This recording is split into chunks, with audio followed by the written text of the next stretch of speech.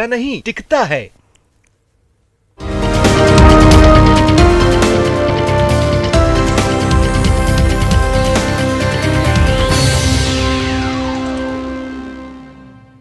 नमस्कार, जोहार झारखंड देख रहे हैं आप। आपके साथ मैं हूं शिप्रा झा। बुलेटिन की शुरुआत करेंगे बड़ी खबर के साथ और इस वक्त की बड़ी खबर हजारीबाग से है, जहां पुलिस लाइन में एक महिला की गला रेत कर हत्या कर दी गई। मृत महिला टाटी झरिया की निवासी थी और पुलिस लाइन में ही जवान परशुराम के साथ रहा करती थी। घटना की जानकारी मिलने के बाद मौके पर पहुंची पुलिस शव कब्जे में लेकर जांच के लिए जुट गई है। साथ ही जवान परशुराम से पूछताछ की जा रही है। इधर एसपी ने हत्या की पुष्टि करते हुए एफआईआर के बाद आरोपी को गिरफ्तार करने की बात कही। मृतक का नाम रिंकी कुमारी था और वो लक्ष्मी पेट्रोल पंप पर काम करती थी। जवान परशुराम की पत्नी का भी निधन कुछ महीने पहले संदिग्ध अवस्था में हुआ था, जिसके बाद वो रिंकी के साथ लिविंग में रह रहा था। पुलिस पूरे मामले को संदिग्ध मान रही है और जांच में जुट गई है। और अगली खबर भी हजारीबाग से, जहां एक तेज रफ्तार गाड़ी ने देर रात नदी में छलांग लगा दी। इसमें गाड़ी में सवार 2 लोग गंभीर रूप से घायल हो गए। गोरहर थाना क्षेत्र के जीटी रोड स्थित सूर्यकुंड पुल की एक घटना है, जहां एक तेज रफ्तार बोलेरो नदी में जा गिरी। घायलों के नाम ताजमुल अंसारी और कलीम अंसारी हैं, जो गिरिडीह के बगोदर के औरा ग्राम के निवासी हैं। घायलों को एम्बुलेंस के जरिए बरकट्ठा सीएचसी पहुंचाया गया, लेकिन तब तक एक व्यक्ति की मौत हो चुकी थी। वहीं दूसरे को प्राथमिक उपचार के बाद सदर अस्पताल रेफर कर दिया गया है।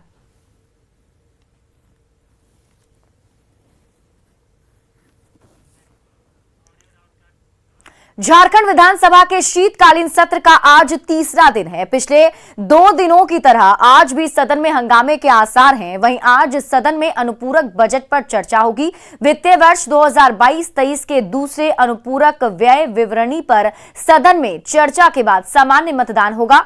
हालांकि रबिका हत्याकांड का मुद्दा आज भी गरमाए रहने के आसार दिख रहे हैं। कल राज्यपाल ने भी राजभवन पहुंचे शिष्टमंडल में शामिल सीएम से रबिका हत्याकांड के बारे में जानकारी ली थी।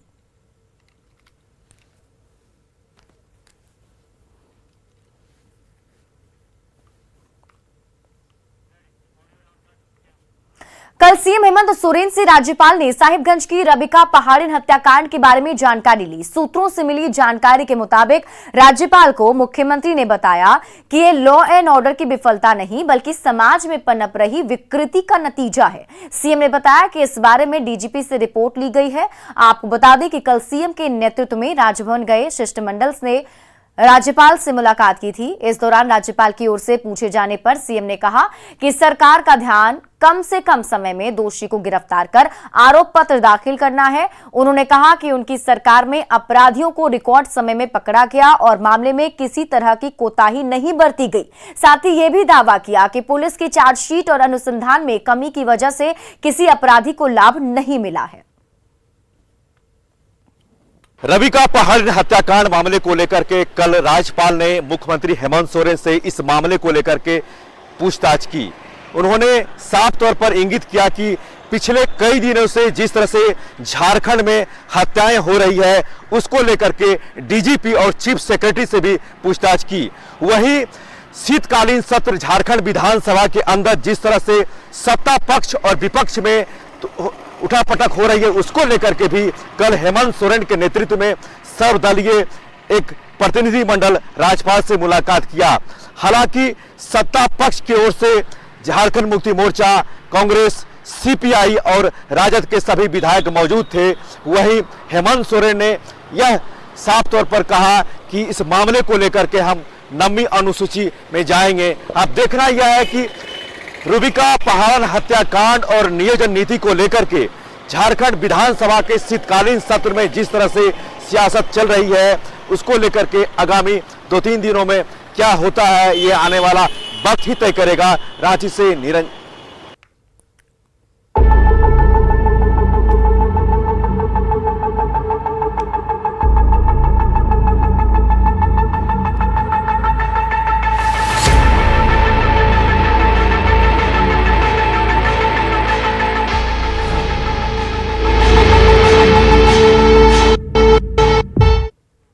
साहिबगंज की रबिका पहाड़िया हत्याकांड में मृतक के भाई ने एक बड़ा खुलासा किया है। न्यूज 18 से बातचीत में रबिका के भाई रेंशिन ने बताया कि रबिका की हत्या शादी के महज 10 दिन बाद इसलिए की गई क्योंकि वो मुस्लिम धर्म नहीं अपनाना चाहती थी। रेनशेन की माने तो रबिका पर मुस्लिम धर्म का अपनाने का दिलदार अंसारी बार बार दबाव डाल रहा था। रेनशेन ने दिलदार को फांसी की सजा देने की मांग की है। उसको पसंद नहीं किया था तो उसे मतलब दिलदार काम में रात भर वो कहीं जाता था, उसको छोड़ के तो उसका माँ पिताजी लोग उसको नहीं रखना चाहता था। उसको मामा का घर ले जाके मारा था और उसको टुकड़ा टुकड़ा कर दिया है। तो उसी का वजह से हम लोग को संतुष्टि नहीं है। 1 या 2 दिन के अंदर में उन लोगों को फांसी होना चाहिए। इसके बाद हम लोग का मन का ठंडा मिलेगा। साहिबगंज के चर्चित बोरियो रबिका पहाड़िन हत्याकांड से पहाड़िया आदिम जनजाति सहित देश में आक्रोश फैला हुआ है और दोषियों को फांसी की सजा देने की मांग की जा रही है। दुमका में भी केंद्रीय पहाड़िया आदिम जनजाति संघ की ओर से सैकड़ों की संख्या में आदिम जनजाति पहाड़िया छात्राओं ने कैंडल मार्च निकाला और मृतका रबिका की आत्मा की शांति के लिए 1 मिनट का मौन रखा गया और उन्हें श्रद्धांजलि दी गई। के दोषियों को फांसी की सजा देना होगा, हत्यारे को फांसी की सजा देना होगा। इस घटना की जितने भी निंदा की जाए, मुझे नहीं लग रहा है कि इतना स्वस्थ समाज के लिए मतलब ज़्यादा पड़ेगा। लेकिन घटना को देखते हुए जिस तरह अंदाजा लगाया जा रहा है, ये घटना पूरा सुनियोजित तरीका से किया गया है और इस घटना में मुझे लग रहा है कि पूरा परिवार और महकमा के लोग इसमें सम्मिलित हैं। रांची के चुटिया थाना क्षेत्र में दारोगा के घर से चोरी की वारदात का खुलासा हो गया। पुलिस ने सीसीटीवी फुटेज की मदद से चोर की पहचान कर ली। चोर के चाचा शेख मकसूद को पुलिस ने चोरी के सामान के साथ गिरफ्तार कर लिया है। हालांकि चोर अभी भी पुलिस की गिरफ्त से बाहर है। बता दें कि 16 दिसंबर की दोपहर दारोगा के घर से 16 लाख के जेवरात, 8 लाख रुपए नगद और 9 mm के सरकारी पिस्टल की चोरी की गई थी, जिसके बाद पुलिस महकमे में हड़कंप मच गया था। फिलहाल पुलिस चोर के चाचा से पूछताछ कर आरोपी की तलाश में जुटी हुई है। हमारे ही सब इंस्पेक्टर नवीन कुमार हैं रांची जिला बल के, वो भी किराए के मकान में रह रहे थे और किसी कारणवश वो घर से बाहर गए हुए थे। इसी क्रम में रात्रि में ही दिन में ही ताला तोड़ के और घर से नगद कैश रुपया था और आभूषण और उनका पिस्टल जो देख रहे हैं जो बरामद हुआ है वो। रामगढ़ में बरकाकाना से राजधानी रांची के बीच सुरंगों और ऊंचे पहाड़ों के बीच से रेल का सफर काफी रोमांच पैदा करने जा रहा है। सीएसआर के निरीक्षण और स्पीडी ट्रायल के बाद अब जल्द ही इस रूट से ट्रेनें दौड़ने लगेंगी। बरकाकाना से रांची तक इस रेल रूट में सदवार से सांकी के बीच 26 किलोमीटर के रास्ते में 4 सुरंग हैं, जिनसे होकर गुजरना एक अलग ही अनुभव होगा। ऊंचे पहाड़ों की चीर कर बनाए गए सुरंग के साथ ही आसपास की हरी भरी वादियां यात्रा के दौरान किसी तरह थकान को नहीं होने देगी। इस रूट के चालू होने से पर्यटन के साथ ही विकास की भी संभावना जताई जा रही है। कैसा रहेगा रोमांचक रेल सफर, बता रहे हैं संवाददाता जावेद खान। बरकाकाना से राजधानी रांची का रेल सफर काफी रोमांचक होने वाला है। इस रूट पर 4 सुरंगें हैं और बताया गया कि एक सुरंग का जो लंबाई है लगभग 1700 मीटर है, दूसरे की 1080 मीटर, तीसरे की 600 मीटर और चौथे के भी लगभग 600 मीटर लंबाई है। ऐसे में आप देख सकते हैं, मैं मसमोहना सुरंग के पास हूँ। कैमरे के माध्यम से आप देख सकते हैं कैसे ये सुरंग पहाड़ को काट करके बनाया गया है। जब इस रूट पर ट्रेनें दौड़ेंगी तो काफ़ी सफ़र रोमांचक और रोमांच पैदा करने वाला होगा। पहाड़ों, हरी भरी वादियों के बीच से ट्रेनें यहाँ से गुजर करके बरकाकाना से रांची पहुँचेगी तो यात्रियों को सुखद आनंद देगी। कैसे रोमांच पैदा करेगा, क्षेत्र के लोगों के लिए कैसे फायदेमंद है ये पूरा रेल? 4 सुरंग है इसमें और पहाड़ी इलाका पड़ता है, देखने में सुंदरता अच्छा है, जो कि झरना उरना वगैरह सब कुछ है और इसमें देखने में बहुत अच्छा लग रहा है। क्षेत्र के लोगों के लिए कैसे फायदेमंद होगा रेल? फायदेमंद है कि बरकाकाना से जो कि हम लोग को इधर बस से जाना पड़ता था, अब ट्रेन का जो है सफ़र करना पड़ेगा। अच्छा अच्छा, और पैसा और समय भी कम लगेगा। समय भी कम लगेगा। तो आपको लगता है कि रेल रूट चालू हो जाने के बाद क्षेत्र में बहुत बड़ा बदलाव आएगा? एकदम एकदम, कहीं के लिए जाने में आराम रहेगा, जो कि आना जाना में भी समय कम लगेगा। क्षेत्र के लोग जो है यहाँ से सीधे रांची जा सकेंगे, अपने ज़रूरतों के हिसाब से पढ़ाई लिखाई से लेकर के अपने उपचार के लिए भी जा सकेंगे, व्यापार के लिए भी जा सकेंगे। आप देख सकते हैं ये जो मसमोहना टनल है, यहाँ LED लाइट लगाया जा चुका है और पूरे तरीके से दूधिया रोशनी में टनल जो है नहाया हुआ है। जब इसके बीच से ट्रेनें गुजरेंगी, निकलेंगी, तब एक अलग ही रोमांच, अलग ही आनंद पैदा करेगा। ऐसे में क्षेत्र के लोगों को इस रेल रूट के चालू होने का काफ़ी लंबे समय से इंतज़ार है।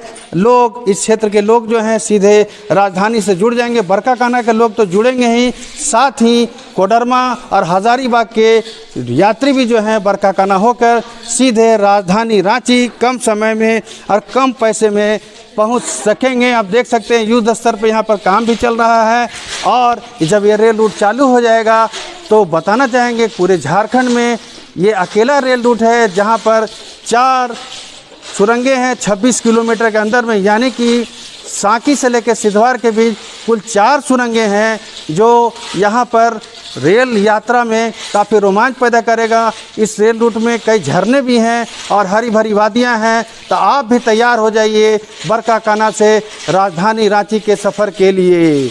जावेद खान। और रांची के सिल्ली में 3 दिवसीय गूंज महोत्सव के समापन समारोह में स्थानीय विधायक और आजसू प्रमुख सुदेश महतो ने छात्रों के लिए स्टूडेंट्स एक्सप्रेस नाम से 2 बस दिया है, जिससे सिल्ली से रांची कॉलेज की सुविधा उपलब्ध कराई गई है। वहीं दूसरी ओर स्किल डेवलपमेंट को लेकर एक सुसज्जित टेक्निकल एजुकेशन सिस्टम से लैस प्रैक्टिकल नॉलेज बेस का उद्घाटन किया।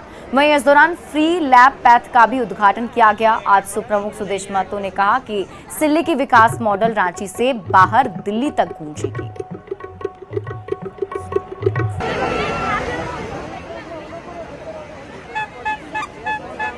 बहुत नुकसान पर था और डॉक्टर रामदयाल मुंडा हमारे संरक्षक थे, हमारे चूँकि आजसू को लीड भी करते थे। डॉक्टर बीपी केसरी जी थे और मुकुंद नायक जी और हमारे जो भी दोस्त ग्रुप से जो आजसू ग्रुप्स थे, हम सभी लोगों ने ये तय किया कि आंदोलन तो अपने चरण पर है, आंदोलन को चरणबद्ध रूप से हम लड़ भी रहे हैं, लेकिन इसके साथ साथ हमारी लोकलिटी भाषा संस्कृति को अक्षुण्ण रखने के लिए पहल करना चाहिए। और हम लोगों ने एक पहल उस समय प्रारंभ किया है यहाँ की भाषा संस्कृति गीत नृत्य को लेकर और वो लगातार चलता रहा। बाद में इसके स्वरूप बदले हैं, स्वरूप अब ये विकास का आयाम बन चुका है। अब इसीलिए गूंज महोत्सव को विकास महोत्सव के रूप में परिणत हो चुका है।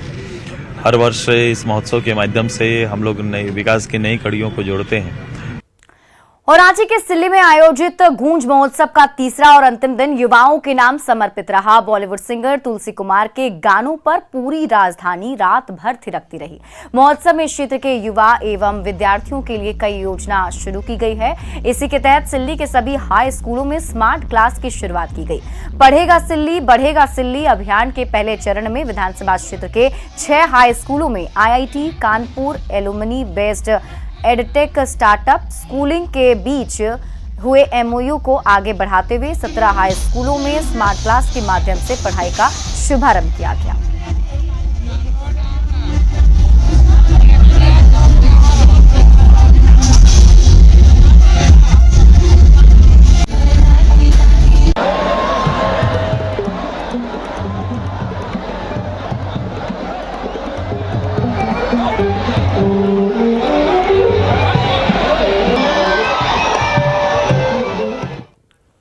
देवघर में नए साल के पहले दिन के साथ ही बसंत पंचमी और शिवरात्रि को लेकर बाबा मंदिर में भारी भीड़ उमड़ती है। देवघर डीसी और एसपी ने नगर आयुक्त और कई विभागों के अधिकारियों के साथ बाबा मंदिर के रूट लाइन का निरीक्षण किया। दरअसल अधिक भीड़ होने से 1 जनवरी बसंत पंचमी और शिवरात्रि के मौके पर काफी भीड़ बढ़ जाती है, जिससे अफरा तफरी के हालात हो जाते हैं। ऐसे में जिला प्रशासन की कोशिश है कि इन 3 दिनों के लिए विशेष रूप से अलग व्यवस्था की जाए। डीसी और एसपी ने रूट लाइन का जायजा लिया, साथ ही इंतजाम की जानकारी लेते हुए उसे और दुरुस्त करने के निर्देश दिए। जनवरी को बसंत पंचमी और महाशिवरात्रि को तीनों का हम लोगों ने पहले से रूट लाइन इंस्पेक्शन कर रहे हैं ताकि किसी तरह का भी कोई श्रद्धालुओं को अवरोध रास्ते में रूट लाइन में नहीं हो। और साथ में साफ सफाई का भी विशेष ध्यान में रखें। और किसी तरह का कोई एनक्रोचमेंट रूट लाइन में है तो उनको भी हटाने के लिए हम लोगों ने निर्देश दिए हैं और पानी का भी इंतज़ाम रहेगा। तो गत वर्षों की स्टडी हम लोगों ने की है और पूरी रूट लाइन को हम लोगों ने जिला प्रशासन के साथ में देखा है। उस हिसाब से हम लोग फोर्सेस डिप्लॉय करेंगे ताकि श्रद्धालुओं को दर्शन में कोई दिक्कत नहीं हो और सुरक्षित रूप से सुगमतापूर्वक लोग दर्शन कर सकें।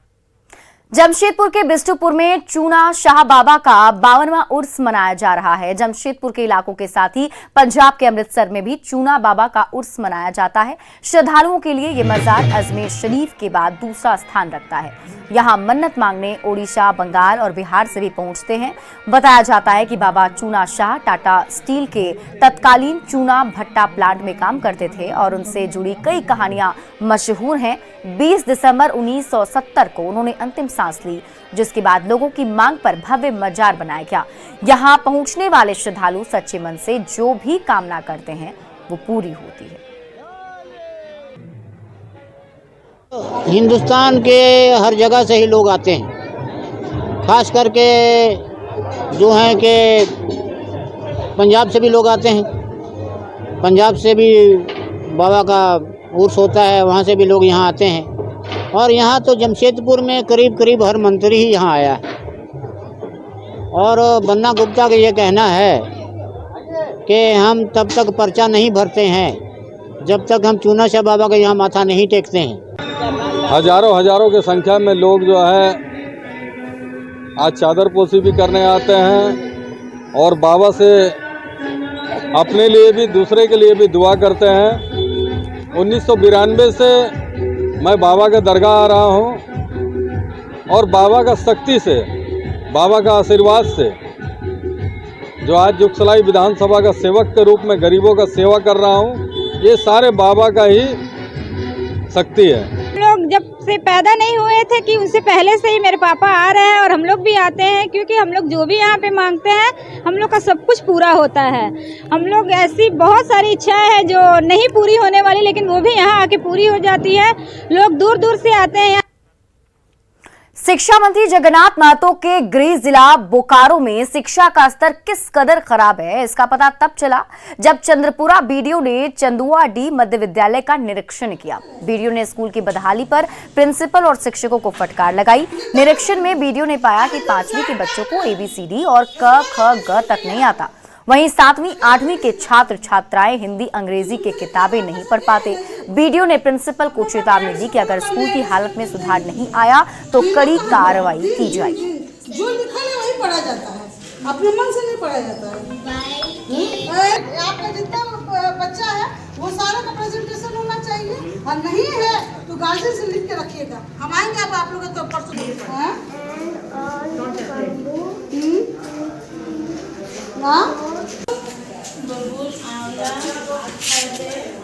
सभी क्लास में बच्चों से सिर्फ उसका रीडिंग पूछे।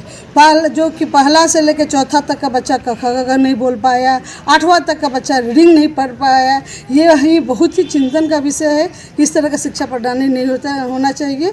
मैडम को निर्देश दिया गया है कि आप बच्चों को शिक्षा प्रणाली में सुधार लाएं।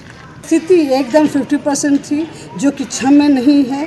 मैडम को निर्देश दिया गया, प्रिंसिपल मैडम को निर्देश दिया गया है कि कल पेरेंट्स मीटिंग बुलाए और सारे पेरेंट्स से पूछे कि आप अपने बच्चों को क्यों नहीं भेज रही हैं। शिक्षक को इस बार वार्निंग दिया जाएगा कि पठन पाठन पर ध्यान दें, सिर्फ उन लोग का पढ़ाना काम है।